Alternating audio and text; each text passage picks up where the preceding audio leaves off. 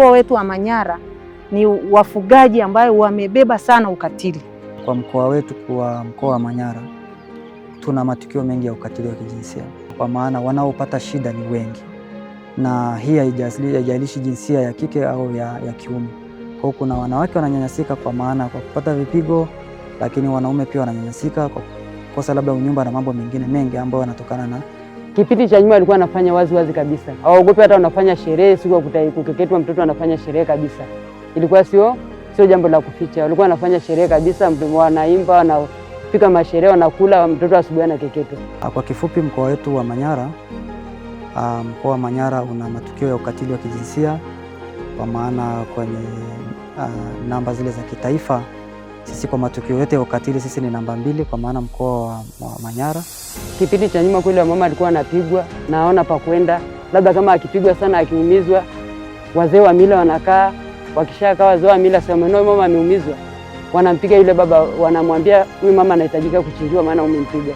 Kwa hiyo haki yake inakuwa inapotea, maana yeye ni kuchinjiwa tu na ameumizwa mwili wake, anachinjiwa, wanaongea, inaisha, mama anaendelea kukaa pale pale kwenye mateso. Ni kweli kwa familia ya kifugaji, neno hili, mambo ya ushirikishwaji, ilikuwa ni jambo gumu sana, kutoa watu kwenye asili yao na kuleta kusema kwamba mwanamke sasa na yeye ana haki.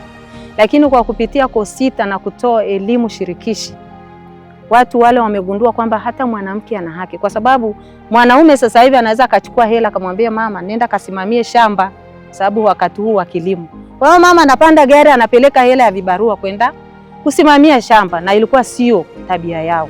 Ye baba alime, avune, ajue ataleta au atauza, ilikuwa ni yeye.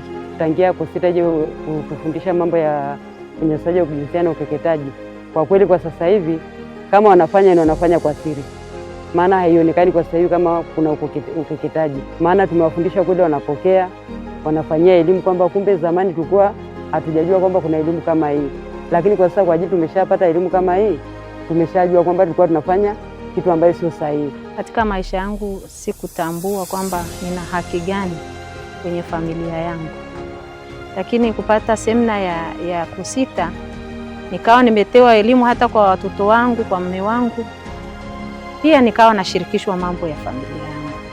Wakati mwanzoni nilikuwa shirikisho, yaani mimi nilikuwa tu wa kuosha vyombo na kulea watoto. Tunashukuru sana KOSITA kwa kutufundisha hili swala la unyanyasaji wa kijinsia.